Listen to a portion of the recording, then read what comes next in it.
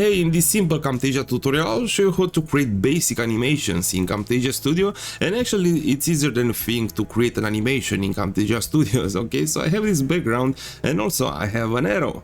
And I would like to make this arrow go from the left to the right. And so basically this is what I want to animate for the sake of this tutorial.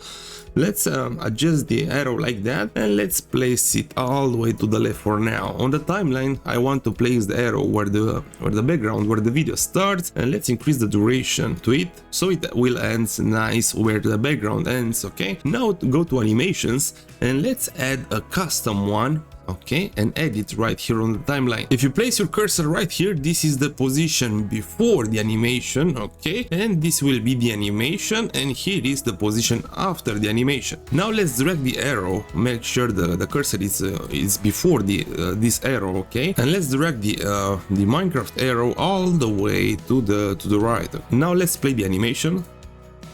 Beautiful. let's make it go faster. Let's go to 20. Yeah, now it's something. Let's go to 17. Okay, now it's much faster.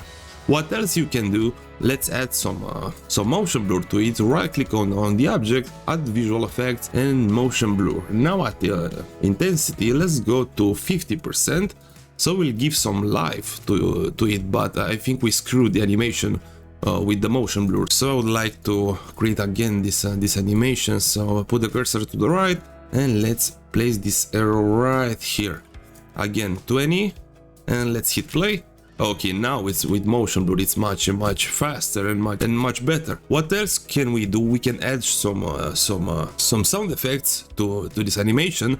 Let's increase the duration to this sound effect which I have, and let's decrease the volume.